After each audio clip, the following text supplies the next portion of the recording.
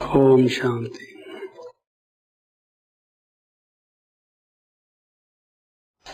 बाबा के या यूं कहें कि बाप दादा के संपर्क में आने की एक बहुत बड़ी दास्तान है।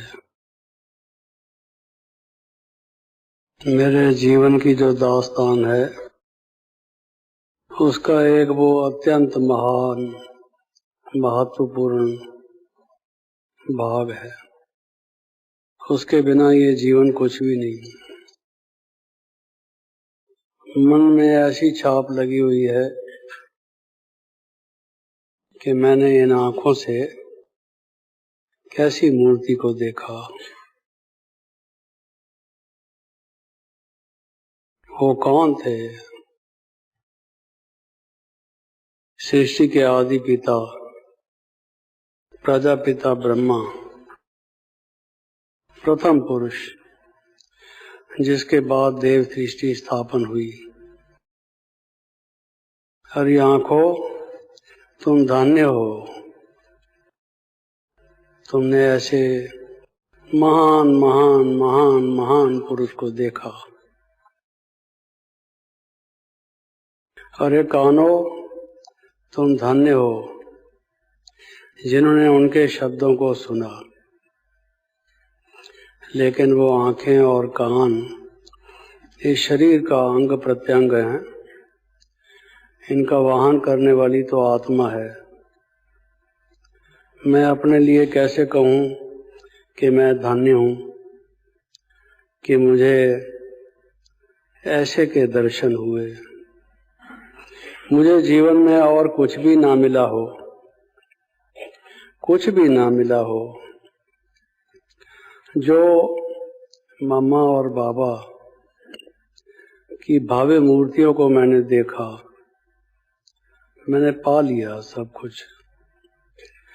अरे जिसको जगदम्बा सरस्वती कहते हैं, जो ज्ञान की साक्षात देवी, उसको मैंने देखा, उसकी गोद ली,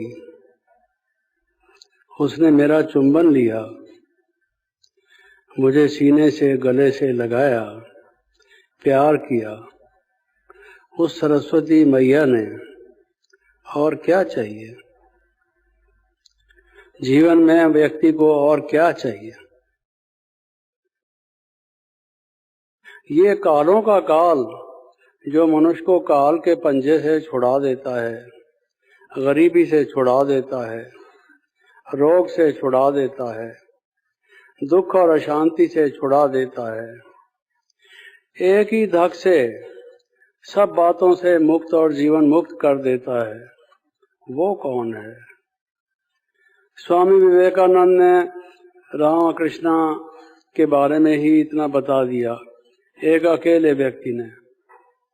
और हम इतने सारे हैं, वीआईपी ला रहे हैं, माइक ला रहे हैं, कॉन्फ्रेंस कर रहे हैं, एसएमएल कोर्स करा रहे हैं, जिसको बाबा कहते हैं धूल भी नहीं तो छाई भी नहीं।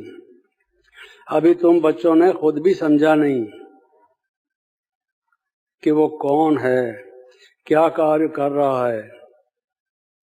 इसलिए बाबा बीच बीच में पूछते हैं, अच्छा बच्चे समझे? हम कहते हैं हाँ समझे। अरे कुछ भी नहीं समझे, खाक भी नहीं समझे। और हम हाँ समझे। लेकिन मैंने ऐसे मूर्तियों को देखा, बाबा को देखा, मम्मा को देखा। उनके कोमल पवित्र महान वरदानी हाथों ने मुझ में सिरहन पैदा की, मुझे स्पर्श किया, प्यार किया, सिर पर प्यार किया, गालों पर प्यार किया, गोद में लेके प्यार किया। मैं भी कुछ कर थोड़ी पाया, कुछ भी नहीं कर सका। लेकिन जो उन्होंने जो कुछ मेरे साथ किया वो तो अविस्मरणीय है, भूल नहीं सकते हम उसको। वो मूर्तियां तो मेरी आंख से ओझल कभी भी हो नहीं सकती। लेकिन मैं कोई सिर्फ शरीर रूपी बाहर की जो पार्थिव देह है उस मूर्ति की बात नहीं कर रहा। गुण मूर्ति, ज्ञान मूर्ति, योग मूर्ति, वो जो उनकी महानता थी उसकी बात कर रहा हूं।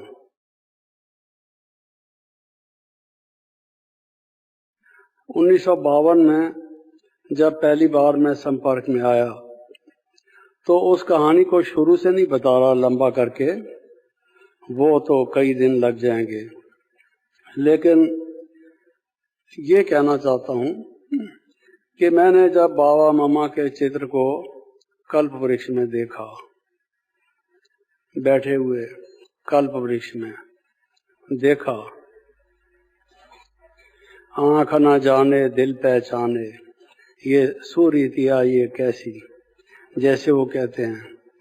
मैं आर्गुमेंटेटिव टाइप का व्यक्ति, तर्क वितर्क करने वाला, लेकिन मैं सरेंडर हो गया कि ये मेरे बाबा और मम्मा हैं। कोई आर्गुमेंट नहीं। किसी ने कहा why do you love a rose, उसने कहा because I love it. I love it. बाबा और मम्मा को कैसे आपने मान लिया मुझे नहीं मालूम।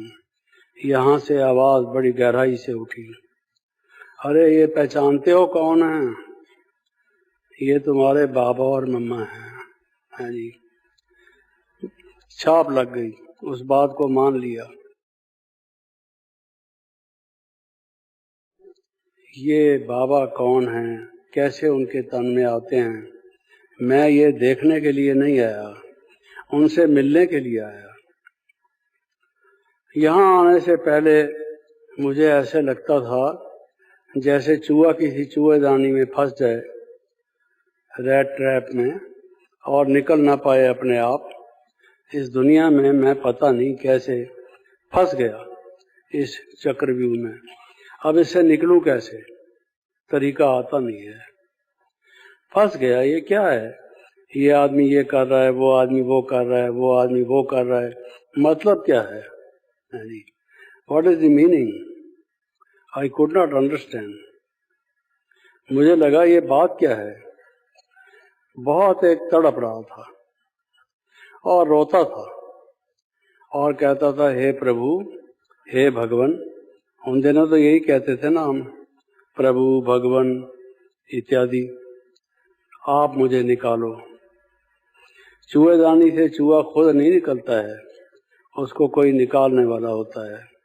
मुझे निकालो इससे, मैं आपको ढूंढ रहा हूं।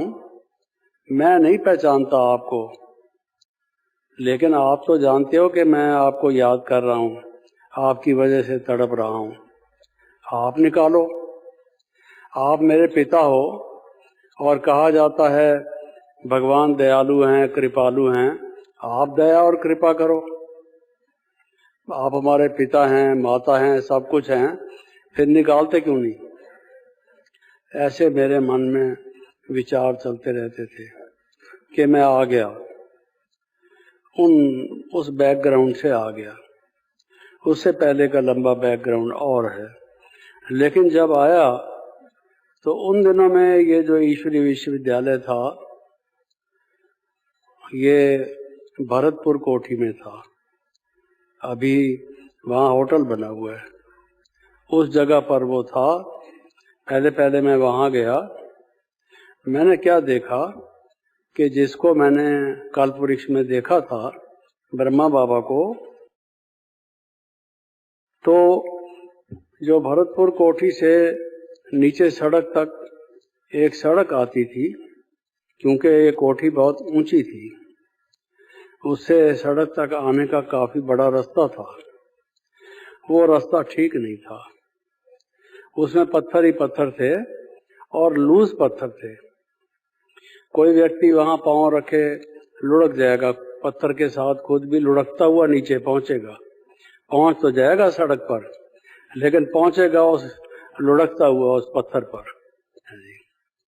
तो बाबा ने निक्कर पहनी हुई और बाबा के साथ कुछ भाई निक्कर पहनी हुई और उस सड़क को ठीक कर रहे। जिसको मैंने कल्प वृक्ष में देखा था बैठे हुए पालती मारकर योग लगाते हुए, आज उनको निक्कर में देखा जो सड़क बना रहे थे। कितनी उम्र होगी बाबा की? कम से कम 75 साल तो होगी उस टाइम। ये 1952 की बात है। तो उस समय उस सड़क को बना रहे थे। वो कोमल हाथ, बच्चे आए उनको कोई तकलीफ ना हो, कोई बच्चा गिर ना जाए, किसी के पाँव में मोच ना आ जाए, कैसा ख्याल करता है। और वो खुद पत्थर उठा उठा के ठीक कर रहा है। मैं खड़ा हो गया, मेरी समझ में नहीं आया मैं क्या करूं। मैं गाड़ी से आया था, चेहरा मेरा मिट्टी मिट्टी से भरा हुआ था, सिर भी और चेहरा भी। उन दिनों में ये कोई एसी वैसी नहीं होती थी, रिजर्वेशन भी नहीं होती थी। मिट्टी से लथपथ था और सोचा कि जाके नहाऊं धोऊं फिर आऊं। एक तरफ ये हुआ कि बाबा ये कार्य कर रहा है और मैं चला जाऊं, ये ठीक नहीं है, ये तो हमाकत है। तो क्या करूं? मैंने सोचा कि मैं भी इसमें लग जाऊं, बाकी बात बाद में रही। बाबा ने मुझे कहा बच्चे जाओ स्नान वगैरह करो, तैयार हो, फिर मिलेंगे। भेज दिया मुझे। अब पहली पहली आज्ञा थी बाबा की, मैं उस आज्ञा को टालूं? मैं तो धर्म संकट में फंस गया। अगर उनकी आज्ञा को टालता हूं तो भी मैं दोषी हूं, और अगर मैं उनको कार्य करता हुआ देखकर चला जाता हूं फिर भी दोषी हूं। क्या करूं? लेकिन चूंकि उन्होंने मुखारबिंद से कहा तुम जाओ तैयार हो, तो मैंने उसको मेरा फायदा भी उसी में था, शायद इसलिए मान गया। तो मैं चला गया, वहां चला गया। तो ये एक पहली महानता मैंने देखी कि और कई आश्रमों में मैं गया, कई संतों महात्माओं से मिला, कई जगह पर आदेश उपदेश सुने, लेकिन ये इस आयु में भी पत्थर उठा उठा के ठीक कर रहा है, निक्कर पहन के, इस उम्र में। ये है महानता। और गीता में है कि हे अर्जुन, मुझे तीनों लोकों में कुछ नहीं चाहिए। भगवान को क्या चाहिए? कुछ भी नहीं चाहिए, लेकिन फिर भी मैं आता हूं और आके कर्म करता हूं, क्योंकि कर्म करके अगर मैं ना दिखाऊं कि ठीक कर्म क्या है तो लोग कैसे सीखेंगे। तो मुझे कर्म करके दिखाना पड़ता है कि कर्म कैसे योग युक्त होकर करने चाहिए। मैंने कहा ये है भगवान के आने का कारण, जो लिखा हुआ है उसमें। आज मैं उस बात को प्रैक्टिकली देख रहा हूं, मुस्कुराते हुए। ऐसा नहीं कोई व्यक्ति सोचे अरे क्या, मैं एक इतना बड़ा जवाहरी था, मेरे पास कारें बसें नौकर चाकर सब थे, महलमाड़ी थी, और आज ये हालत है कि मैं खुद पत्थर उठा रहा हूं। कोई ऐसा व्यक्ति नहीं है जो इस काम को करे, मुझे करने पड़ जा रहा है जी। हम लोगों में से बहुतों को ऐसा होता है, जब कोई ऐसा काम करना पड़ जाता है जो हम समझते हैं कि ये हमें नहीं करना चाहिए, कोई और होना चाहिए, हम कहते हैं ये क्या मुसीबत है, यहाँ इतने सारे लोग हैं कोई नहीं करता है, मुझे करना पड़ता है। सेंटरों पर भी ऐसे ही होता है। खुशी से बाबा कर रहे हैं। आगे आपको बताऊंगा बाबा ने मुझे क्या एक्सप्लेनेशन दिया उसका, जो महानता के सूचक हैं, जो मैं समझता गया इन बातों को। फिर एक वहां पर मरगोल होता था, गोल जगह होती थी, उस पर कैनापी जैसी बनी हुई थी। मैं जब नहा धो के तैयार होके बाबा से मिलने आया, बाबा वहां बैठे थे, कुछ कर रहे थे, और मैं वहां जाके बैठा। बाबा कहते हैं आज की मुरली सुनी, बहुत वंडरफुल थी, आज की मुरली बहुत वंडरफुल थी। बाबा ने क्या नहीं सुनाया? बाबा ने कहा देखो, श्री कृष्ण जैसा आज तक दुनिया में कोई नहीं हुआ। क्या कमी थी उसमें? उसका नाम ही है सुंदर, अत्यंत सुंदर था वो, और उसको सब चीज प्राप्त थी, है इत्यादि इत्यादि। तो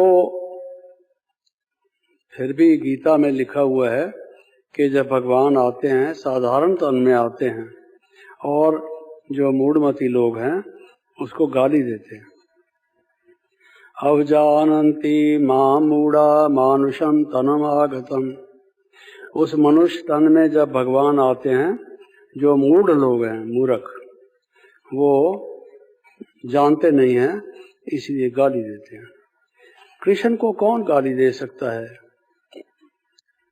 उसको देखकर तो आदमी दंग रह जाएगा, ये कौन है? देखो बच्चे गीता पढ़ते हैं लोग, पंडित भी विद्वान भी समझते नहीं इत्यादि। बाबा ने मुझे कई चीजें एक्सप्लेन करनी शुरू की। ठीक है, एक्सप्लेन तो की वो, लेकिन एक्सप्लेन करने का तरीका ये था, बाबा बता ऐसे रहे थे कि वो शिव बाबा के लिए कह रहे हैं, अपने लिए नहीं। शिव बाबा ने कितना ये अनमोल ज्ञान दिया। अगर कोई व्यक्ति ऐसे बनावट से कोई बात कहता है, वो चल नहीं पाती। नेचुरल वे में हर एक बात बाबा के मुख से ऐसे निकलती थी। शिव बाबा के बारे में इशारा हमेशा बाबा देते थे। तो बाबा की बात से मुझे लगा कि देखो बाबा बाबा बाबा बाबा याद है, लेकिन बाबा ने कहा देखो श्री कृष्ण को भी श्री कृष्ण बनाने वाला कौन था? नर से नारायण, उसको किसने बनाया? ये लोगों को नहीं मालूम। बच्चे ये तुम्हें बताना है, ये बाबा ने मुझे कहा, ये तुम्हें बताना है।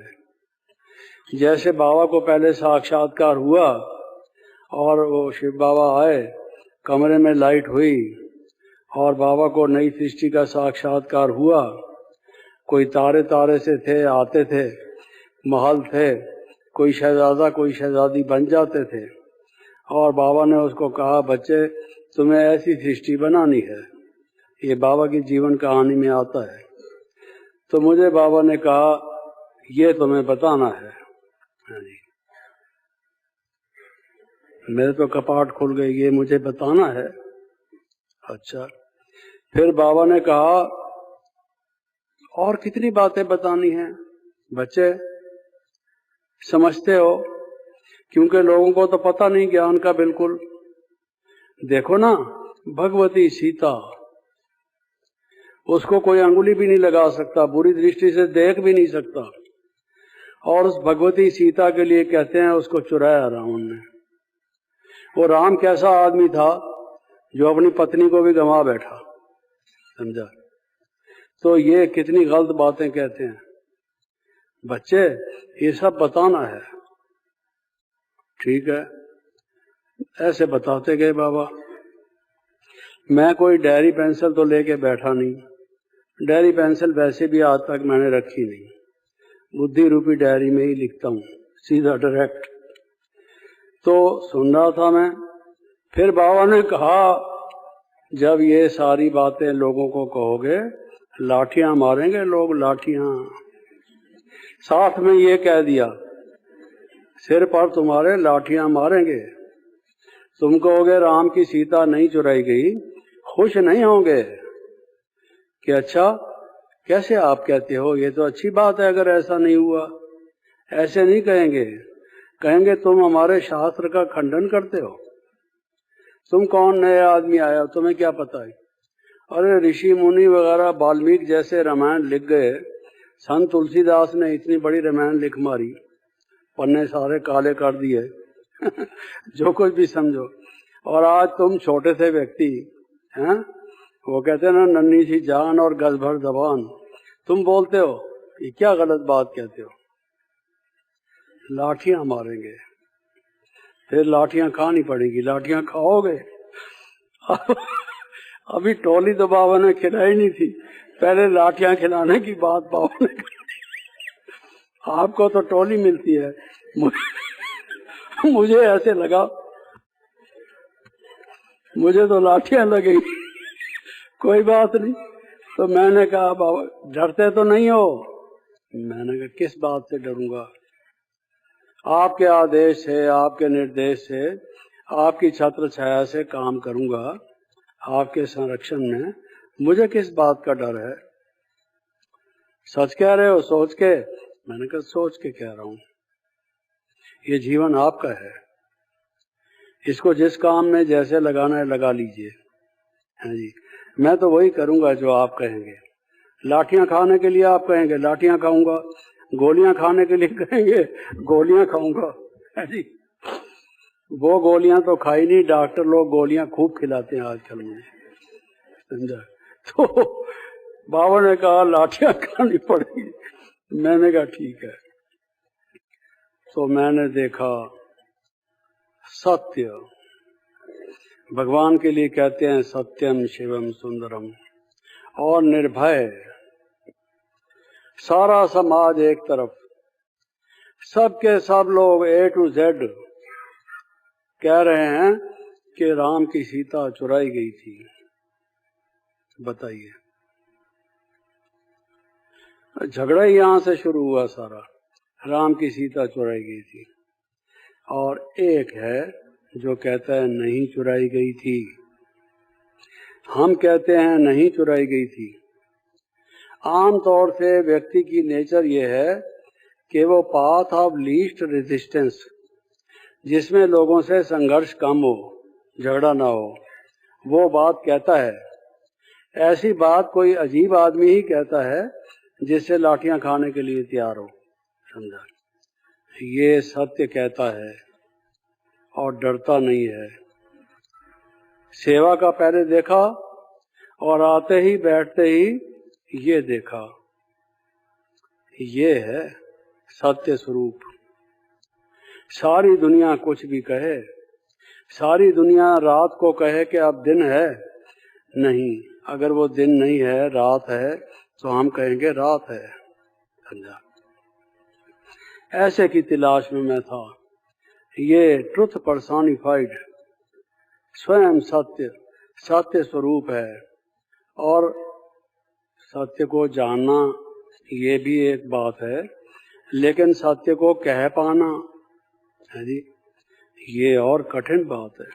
सत्य को निर्भय होके कह पाना, ये बुजुर्ग व्यक्ति, इस बुजुर्ग शरीर का, और ये बात को ठीक तरीके से सत्य रूप से कहता है जी, निर्भय होके।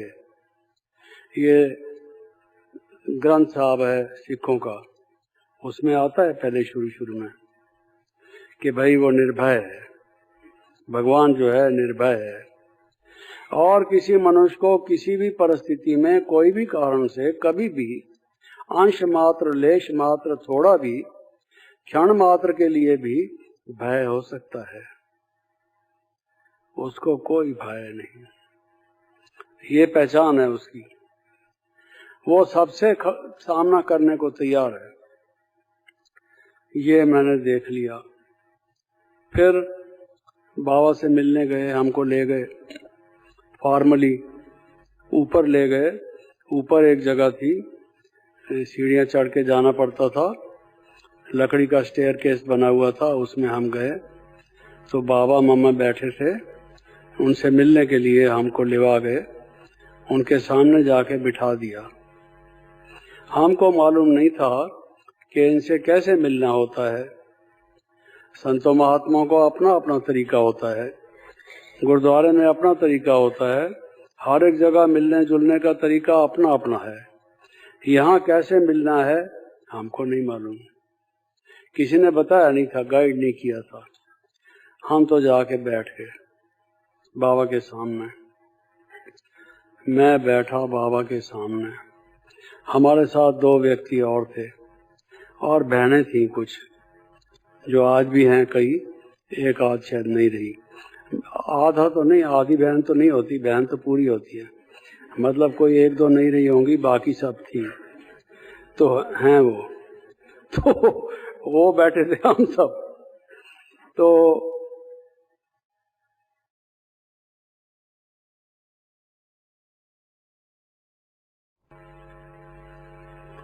साइलेंस। बाबा को देख रहा हूँ, बाबा मुझे दृष्टि दे रहे हैं। क्या हुआ? मैं उड़ गया वहां से। उड़ गया का क्या मतलब? कोई पक्षी की तरह से उड़ गया, छत पार कर गया, वो नहीं। उड़ गया क्या मतलब? मुझे शरीर का रंच भी भान नहीं रहा। मैं कहा करता था, हे प्रभु, मेरे जीवन की वो स्वर्णिम घड़ी होगी, अत्यंत जो मूल्यवान होगी, जब एक तुम एक मैं, तीसरा न कोई। हम दो मिलके आपस में बात करेंगे, बैठेंगे, मिलेंगे। मुझे कुछ नहीं चाहिए। क्या तुम मेरी ये इच्छा पूरी कर सकते हो? तुम सबकी इच्छा पूरी करने वाले हो। मेरी और कोई इच्छा नहीं है। मेरी ये इच्छा है कि एक तुम एक मैं, बस हम दो, तीसरा कोई नहीं। अरे वो आज अनुभव मुझे हुआ, एक वो एक मैं, तीसरा ना कोई। लाइट ही लाइट, लाइट ही लाइट। और ऐसा महसूस हुआ कि जैसे इतनी लाइट मेरे से निकल रही होगी। मैं ये नहीं खास देखा कि मेरे से लाइट निकल रही होगी। लाइट क्या निकल रही होगी? मैं था ही लाइट, स्वयं ही। और कोई और मुझे ख्याल नहीं आया। उस समय मेरे लिए समय कुछ नहीं था, स्थान का मुझे भान नहीं था। Time and space had vanished for me. मैं दोनों से अतीत था। उन दोनों से वो मैं कहाँ चला गया? वो कौन सा लोग था? क्या वजह था? प्रातः थी या सायं थी? मुझे कुछ मालूम नहीं। लाइट ही लाइट था। बड़ा आनंद था। बहुत अच्छा अनुभव हुआ। प्रभु, तुमने पहले ही दिन मेरी इच्छा पूरी कर दी। तू सचमुच भोलानाथ है, अवतारदानी है। तू बच्चों की इतनी सुनता है। मेरी इतनी प्यास थी ये, आज तूने मुझे वो अमृत पिला दिया। ये बाद की बात बता रहा हूँ। जब मैं नीचे उतरा उस वक्त तो ये भी कोई संकल्प नहीं था। वो अनुभव मुझे हुआ। अरे वो कैसा अनुभव था भाई! उसके लिए क्या मूल्य दिया जा सकता है, चुकाया जा सकता है? उससे ज्यादा और बड़ी क्या चीज हो सकती है? कहते हैं अलेक्जेंडर महान हुआ, उसने ये किया वो किया, फलां राजा ये था, छत्रपति था, उसको विश्व का या विश्व के काफी हिस्से का राज हुआ। कुछ भी नहीं हुआ। ये जो अनुभव था उसके तुल्य कुछ भी नहीं हुआ। मैंने इतिहास पढ़ा है, वेस्टर्न भी ईस्टर्न भी। शुरू से शौक था, सारी दुनिया क्या है ये इसका इतिहास जानूं। कुछ भी नहीं था। ये था जो मैं चाहता था, वो मुझे उसने दे दिया। और क्या चाहिए मुझे? आप बताइए, क्या मांगू उससे? जब उसने इतनी बड़ी प्राप्ति मुझे दे दी, इतना बड़ा अनुभव करा दिया, उससे बाद कुछ मांगने की, कुछ एक्सपेक्टेशन की गुंजाइश रह जाती है? आप सोचिए। तो फिर क्या देखता हूं कि मैं बाबा की गोद में हूं। जब नीचे उतरा तो देखता हूं कि बाबा की गोद में हूं। मैं बाबा की गोद में कब गया? मैं तो वहां बैठा था, बाबा यहां बैठे थे। गोद में कब गया मैं? और मैं तो लाइट ही लाइट था, वो भी लाइट था। जो शिव बाबा ज्योति बिंदु है वो बहुत ब्रिलियंट लाइट था। लाइट से लाइट का मिलन हो रहा था। फेस टू फेस लोग कहते हैं विद गॉड। अब फेस तो गॉड का था नहीं, और मैं भी उस अनुभव में कोई मेरा भी फेस था नहीं। ना ये ऐनक थी, ना ये हियरिंग एड था, कुछ भी नहीं थी, लेकिन लाइट था, और वो भी लाइट थी। ये अनुभव किया। और अभी जब उतरा नीचे, बच्चे बच्चे बाबा अपनी छाती के साथ लगाकर, इतना लंबा चौड़ा मैं 23-24 साल की आयु का जवान हट्टा कट्टा आदमी, बाबा ने गोद में लिटाया हुआ, और मुझे बच्चे बच्चे प्यार करके कहते हैं, जी आओ आओ, मिलेंगे मिलेंगे, आप तो मिल गए, आप तो मिलते रहेंगे। ये शब्द मैंने सुने। तुम तो बाबा की गोद में हो। अब ये सुन रहा था कल जिस बहन ने भोग लगाया, शशि बहन ने, कि अर्जुन बाबा की गोद में था। अरे मैं तो गोद में पहले ही हो आया, पहले ही दिन बाबा की गोद में बैठा, समझा। शुरुआत ही मेरी ये हुई, अब जाऊंगा, अब भी बैठूंगा तो सही, लेकिन उस वक्त भी गोद में ही था। और बाबा ने कहा, बच्चे तू तो बाबा की गोद में है। मैं क्यों नीचे उतर आया, इस दुनिया में फिर क्यों आ गया? जीवन तो यही था, अनुभव तो यही चाहिए था। क्या मैं और समाया नहीं रह सकता था इसमें, जब मुझे और कोई चाहिए चीज? ये फिर मेरा लालच पैदा हो गया। इंसान थोड़ा लालची तो है ना। अब एक दफा भगवान ने वो चाटा चखा दिया ना, वो जरा अच्छा लग गया तो अब मैं कहता हूँ फिर दे। एक पापा किसी को आम खिलाए, बच्चे को आम अच्छा लगे, कहता है पापा एक और खिला दे। ऐसे ही मेरा हिसाब हुआ। लेकिन बाबा ने ये मुझे अनुभव कराया। फिर ये और अनुभव था कि ये भगवान स्वयं है। भगवान को मिलाने के लिए उसका कोई प्राइवेट सेक्रेटरी नहीं चाहिए, उसका कोई पीए नहीं है। दिल्ली में प्राइम मिनिस्टर का ऑफिस है जिसको पीएमओ कहते हैं। भगवान का कोई इस तरह का नहीं है, जिससे मिलना चाहे उसको पता है जी उसकी जीवन का, उससे मिल लेता है। मेरे से बाबा ने मिल लिया। अगर और कोई मुझे मिलाने वाले होते तो कहते बाबा के पास आज टाइम नहीं है, फिर बात करना। भगवान ने मिल लिया। फिर वहां से उठे तो नीचे उतरे तो कई कमरे थे, उसमें कहीं सिलाई होती थी, कहीं कुछ। तो बाबा मुझे अंगुली पकड़ के नीचे ले गए।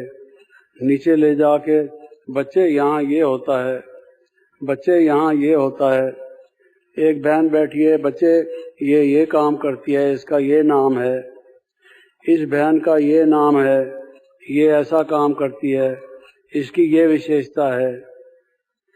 स्वयं साक्षात बाबा। जैसे घर में बच्चा कोई बहुत समय के बाद आता है, वो बाइबल में कहानी आती है कि बच्चा कैसे चला गया फिर आया, तो उसके बाप ने कहा इसको आने दो। उसके भाई ने कहा क्यों आने दें, ये पैसा अपना ले गया है, खा पी के मौज उड़ा के फिर आ रहा है आपके पास लेने के लिए। तो बोलता है नहीं, प्रोडिगल सन या क्या ऐसा कुछ कहानी है। आया वो। तो मुझे भी बाबा ने, जैसे परिवार में मैं आ गया हूँ बहुत टाइम के बाद, long lost and newly found, सिक्की लद्दा, बाबा सबसे मिला रहा है, दिखा रहा है, पहचान करा रहा है। स्वयं बाबा। आप तो स्टेज पर अनुभव मुझे कराएंगे, किसी से मिलाएंगे, रास्ते में जाते हुए पांडव भवन में प्रांगण में किसी से मिला देंगे। बाबा ने मुझे, उस समय लगभग सारी बहनें थीं, लगभग सारे भाई थे, जो 300-350 के, 400 के, 400 से थोड़े कम थे। उनमें से कुछ एक का जो वहां बैठे थे, उनसे परिचय कराया। वो दुनिया ही अलग थी, दुनिया ही अलग थी। कैसी न्यारी दुनिया में हम आ गए। तो बाबा हमको सबसे परिचय कराया।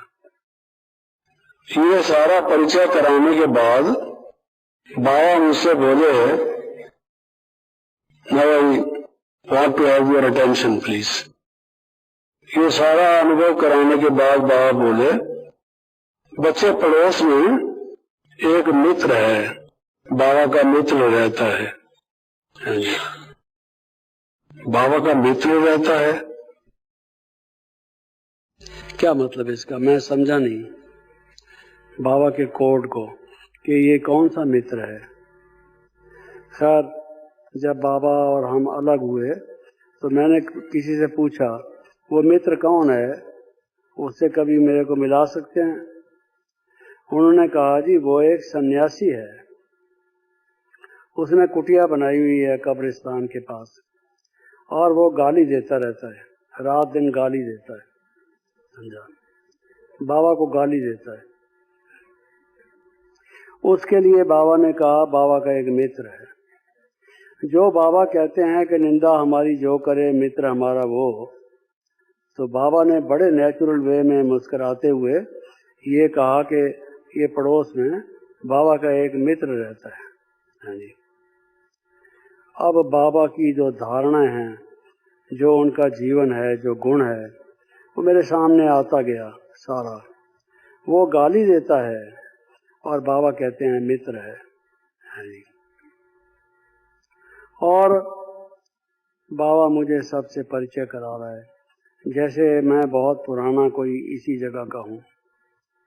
ये पुरानी पहचान है। ये सारा कुछ मेरे साथ होता गया, लंबी दास्तान है। लेकिन ये अनुभव बीच बीच में थोड़ा बताऊंगा कि फिर टाइम हो जाएगा। तो उसके बाद उस बिल्डिंग के और अनुभव छोड़ देता हूँ। उसके बाद हम लोग कोटा हाउस में आए। वो अभी भी है, सर्किट हाउस है वहाँ पर।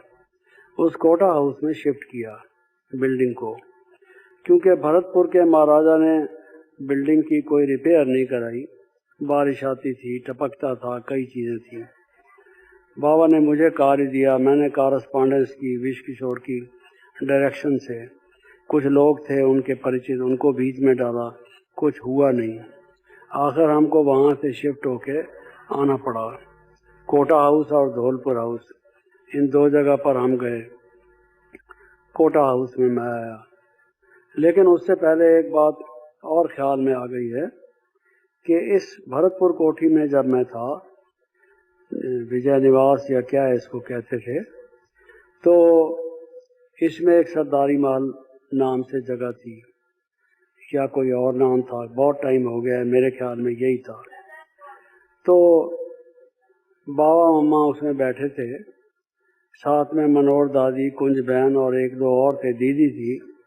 हम उनसे बाबा से मिले। रात का कोई टाइम था, 10 बजा होगा। तो बाबा ने कहा बच्चे 10 बजा है, आप चलो, जाओ रेस्ट करो। बाबा का आदेश हुआ तो हम लोग वहाँ से उठ के आए, अपनी अपनी जगह पर सब चले गए।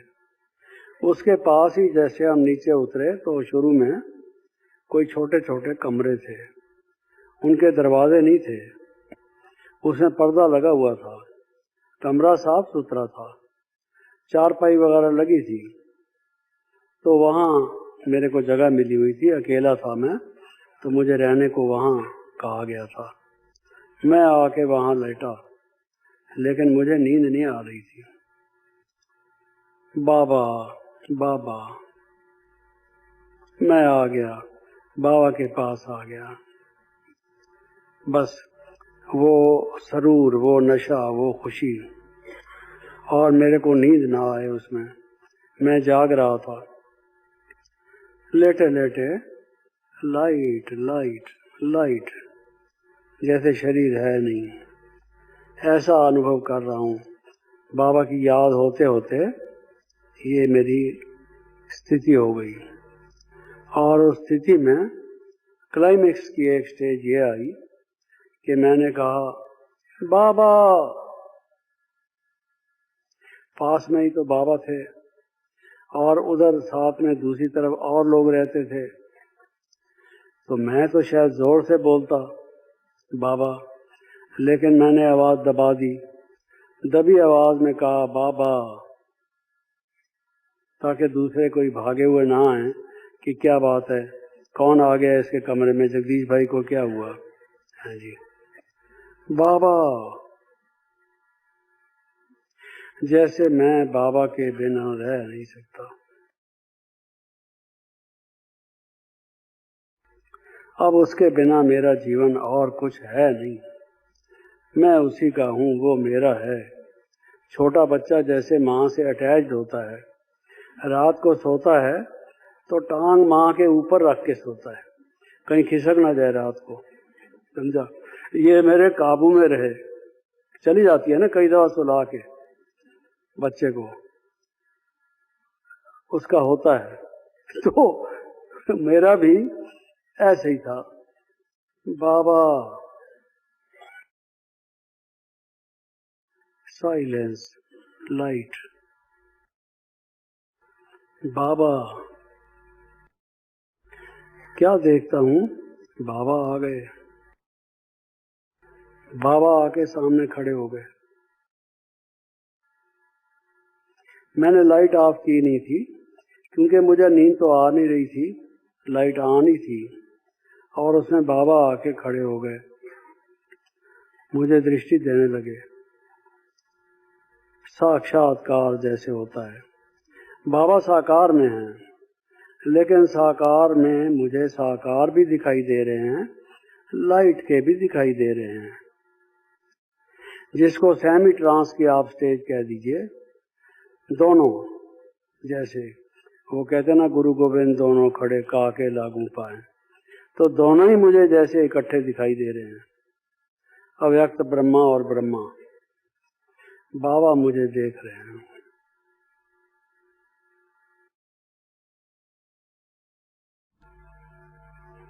मैं बाबा को देख रहा हूँ टिकटिकी बांध के। अरे आंखों, बंद नहीं होना आज, ये मुझे अच्छी तरह से निहार लेने दो, जी भरकर देखता ही जाऊं, देखता ही जाऊं। वो गीत है ना, तेरी याद का अमृत पीते हैं, बार बार यही कहता है, तेरी याद का अमृत पीते हैं। तो मुझे भी यही था, देखता ही रहूं, देखता ही रहूं। दिल कहता है बाबा तुझे देखता रहूं, वो भी एक गीत है शायद। तो मैं देखता ही रहा, देखता ही रहा। बाबा मुझे दृष्टि देते रहे, मैं यहाँ होते हुए भी नहीं था। और फिर बाबा बोले। मैं फिर बाद में थोड़ा नीचे उतरा तो सोचने लगा कि ये मैं लाइट का देख रहा हूँ या बाबा साकार में उनको देख रहा हूँ। अपने ऊपर ही सोचने लगा, समझा। बाबा को मेरा वाइब्रेशन पहुंचा होगा, तो बाबा ने कहा बच्चे बच्चे अभी लेट जाओ, रेस्ट करो, विश्राम करो, सुबह मिलेंगे। अच्छा बाबा, लेट गया मैं। अब मैंने ये एक और अनुभव कर लिया कि योग का कनेक्शन क्या होता है, याद का। उसमें तार कोई नहीं बीच में, लेकिन मैसेज पहुंचता है और वहां से भी मैसेज आता है। कच्चे धागे से बंधी हुई है सरकार मेरी, जिसको कहते हैं। धागा नहीं बंधा हुआ है, लेकिन मेरी सरकार तो आ गई मेरे सामने है जी। ये मैंने देख लिया, ये सच्चा योग है। अब मैं वाइंड अप करना चाहूंगा, क्योंकि आप सबके और भी प्रोग्राम होंगे। और जैसे मैंने पहले बताया, ये तो एक बहुत अपने प्रकार की कहानी है, दास्तान है। उसको सुनाएं तो बहुत टाइम की जरूरत है, उतना मैं नहीं कह पा रहा हूँ। बीच बीच में जब जो मुझे कोई बात ख्याल में आई, वो मैं कोई सिलसिलेवार नहीं, वैसे आपको थोड़ा थोड़ा सुनाता रहा, कोई चुनकर नहीं। स्पॉन्टेनियसली जो ख्याल में आ गई। ये सब सुनाने का सार ये था कई बातों में से। मिसाल के तौर से पहला जो मैंने आपको वृत्तांत बताया कि बाबा सड़क बना रहे थे, तो ऐसे बड़े लौकिक रूप से भी इतने बड़े व्यक्ति, इतनी बड़ी आयु, और फिर जो बहुत संपन्न रहे थे इत्यादि, लेकिन वो तो हुई सांसारिक बात। अब जब बच्चे भी थे, सब कुछ था, बाबा अपने हाथों से कार्य कर रहे थे। मेरी बाबा से बात भी हुई, एक दफा भी, कई दफा बाद में भी। तो बाबा ने कहा, बच्चे, मैं अपने शरीर को सफल न करूं, ये तो तन मन धन सब सफल करना है, स्वाहा करना है। दधीची ऋषि की तरह से हड्डी हड्डी देनी है। तुम बच्चे शरीर से काम करना चाहते हो तो मैं वंचित रहूं, मैं भी करूंगा। ये जो लकड़ी का जीना आता है, मूवेबल लेडर, लाठी का बना हुआ, उस पर चढ़कर कई दफा हमने बाबा को कील लगाते हुए देखा। अकेले हथौड़ी और कील लेकर ठोक रहे हैं, कनात शराना बना रहे हैं। कुछ बच्चे आने वाले हैं, जगह है नहीं रहने की, उनके लिए वो बना रहे हैं, है जी। वो कहते हैं बेकार मुबाश कुछ किया कर, और नहीं तो उधेड़ उधेड़ के सिया कर, समझा। कुछ तो काम कर। नहीं है जी, काम खत्म हो गया है, काम खत्म हो गया है तो स्वेटर को उधेड़ के फिर सी डाल, समझा। You must work. An empty persons brain is a devils workshop. You must work. सुनते हो कि नहीं सुनते बाबा क्या कहते हैं? इस बात का ध्यान दो, इससे फायदा होगा। मैं आज आने के लिए इसलिए माना, मेरा मन करता है मैं कमरों में जाऊं, चक्कर लगाऊं, देखूं क्या हो रहा है। कौन रजाई के अंदर घुसा हुआ बीमार इतना सख्त पड़ा है, 105-6 टेम्परेचर वाला, जो बाहर नहीं आ सकता, जरा देखा तो जाए। उसको स्ट्रेचर में ले आए हम। एक दफा एक व्यक्ति आया था, नेचर क्वेर का अभ्यास करता था, और उस बेचारे के कोई पाँव में मोच आ गई या क्या हुआ, तो वो क्लास में नहीं आया। बाबा ने कहा, बच्चे आज वो कहाँ गया, दिखाई नहीं दे रहा। तो उसके साथ जो आए थे वो बोले, बाबा उसके पाँव में मोच आ गई है, वो अपने कमरे में है। बाबा ने कहा, मोच आ गई है तो तकलीफ होगी उसको, लेकिन उसको स्ट्रेचर पर ले आते, स्ट्रेचर पर उसको क्लास में लिटा देते। ये फैमिली इंस्टीट्यूशन है, बाबा मना नहीं करता, ज्ञान सुनो। शिव बाबा परम धाम से आता है, परम धाम से, उसकी डिसरेस्पेक्ट करते हो, इंसल्ट करते हो। कौन है वो, कितनी बड़ी अथॉरिटी है, अकल मारी तो नहीं गई। वो इतनी दूर से आता है ज्ञान सुनाने, और तुम वहां से उठ के यहां तक नहीं आ सकते। ओहो, ये कितनी बदनसीबी है। तो इस चीज को आज छोड़ो, छोड़ो, ये आलस है। बाबा ने कितना उसके विषय में बताया है। ये छठा विकार है, ये कुंभकर्ण है, कुंभकर्ण, जिसको भी रावण के साथ जलाते हैं। इट इज लाइक दैट, उसको छोड़ो। अमृत वेला अपनी जगह है, ये क्लास का टाइम अपनी जगह है। तुमने सोना है तो मेरे कमरे में उसके बाद आके सो जाओ बेशक, I will allow you to sleep, लेकिन कम से कम ये काम जो है ये ठीक तरह से करो। दूसरा, टूट पड़ो। जो बाबर हुआ है, जिसकी बाबरी मस्जिद का मामला अभी तक चलता है, वो कहते हैं अयोध्या में राम मंदिर था पहले वहां, अब ये बाद में लोगों ने, बाबर ने, उसके एक कमांडर ने बाबरी मस्जिद बना दी थी, वगैरह वगैरह। उस बाबर की एक जीवन कहानी की किताब है तौज़क़-ए-बाबरी, पर्शियन में लिखी हुई। उस तौज़क़-ए-बाबरी में यह है कि वो लड़ाई हार रहा था, बाबर लड़ाई हार रहा था, छक्के छूट गए उसके। भारत के लोगों ने खूब पिटाई की उनकी, हारता जा रहा था। उसने फौज वालों को इकट्ठा किया, इकट्ठा करके कहता है, अरे फौजियों, ओ मेरे सिपा सालारो, कान खोलकर मेरी बात को सुनो, तोड़ दो ये शराब के प्याले, ये शराब के प्याले तोड़ दो, टूट पड़ो दुश्मन के ऊपर, लड़ो मरो। अब हमने वापस नहीं जाना जहां से आए थे, मरना है तो यहीं मरेंगे, जी जान लगा के लड़ो, टूट पड़ो। क्या मतलब हुआ? हम भी ये छोटी मोटी बातें इधर उधर की, इन टाइम अपना सारा खराब करके ये प्याले ले रखे हैं। बड़ा हमको अच्छा लगता है, हम समझदार आदमी हैं। क्या समझदार हैं जी? इसको समझदारी कहा जाता है जिससे हम अपना टाइम खराब कर रहे हैं, जीवन खराब कर रहे हैं। टूट पड़ो, मैसेज दो लोगों को, मैसेज दो, जीवन में कोई उमंग उत्साह हो, मरे हुए आदमी की तरह से नहीं। मैं जब यहाँ आता था, चलता था, अब तो तबीयत थोड़ी ऐसी हो गई, मेरे आगे कोई व्यक्ति बड़ा ढीला ढाला चले, टाइम खराब करता था मेरा, रास्ता छोड़ता नहीं है, चलता भी नहीं है, बहुत धीरे धीरे चलता है। मुझे लगता था कि ये मुर्दा आदमी है, लाश चल रही है, लाश।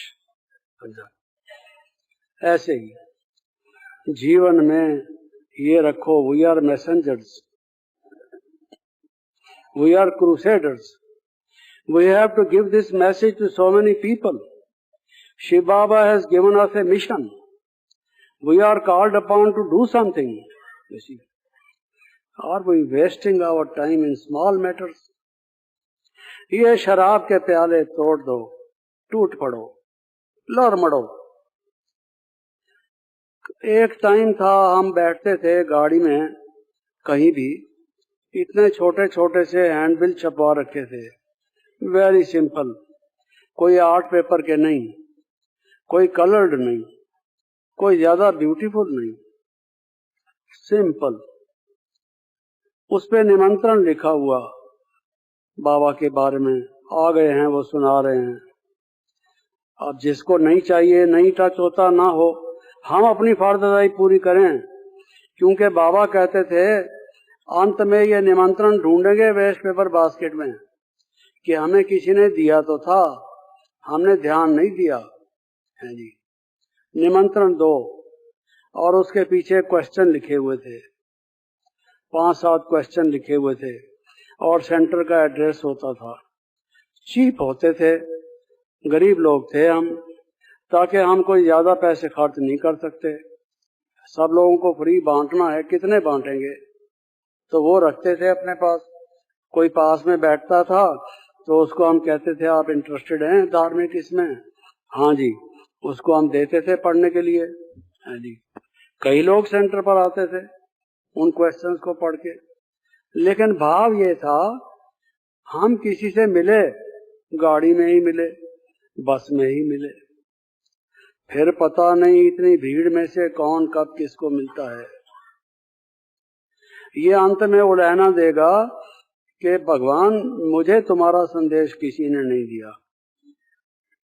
बाबा कहते थे, ये उलहना कोई ना दे, तुम सबको संदेश दो, give this message to everyone. तो वो हमने बंद कर दिया, बंद कर दिया।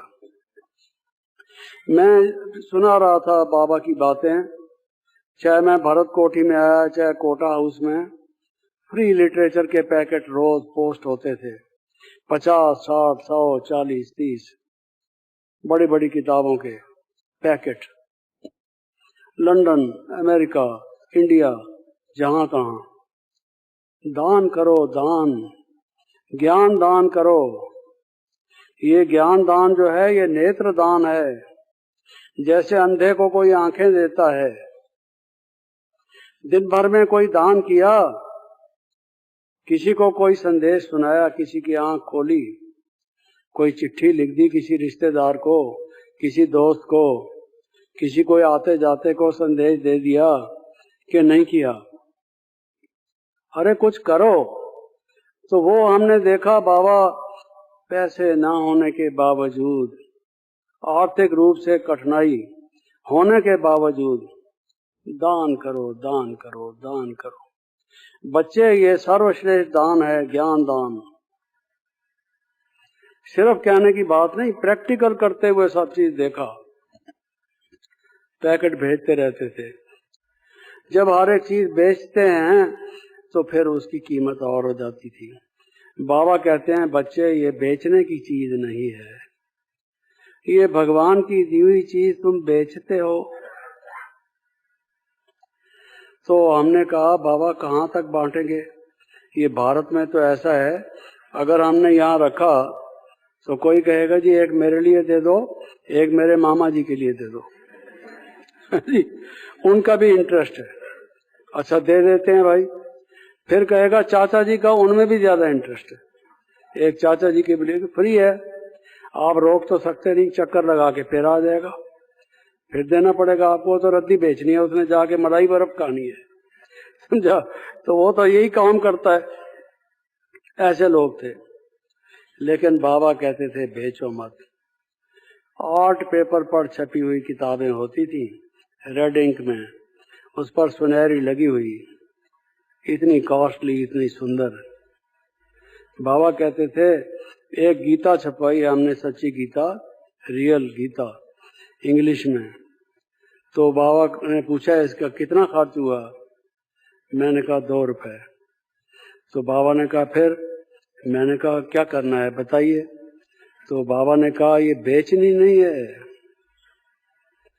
बाबा, ये तो एक दिन में खत्म हो जाएगी अगर हम बेचेंगे नहीं। अपने क्लास के ही भाई भतीजे के लिए ले जाएंगे सब, वो तो प्रसाद है उनके लिए, तो ले जाएंगे सब, क्या करेंगे फिर? बाबा ने कहा अच्छा इस पर लिख दो कि इसकी जो कास्ट प्राइस है, पेपर, प्रिंटिंग, बाइंडिंग वगैरह का जो खर्च हुआ है वो 2 रुपए हुआ है, लेकिन ये अनमोल है, इसकी कीमत कोई नहीं दे सकता, क्योंकि ये भगवान के वर्षन हैं।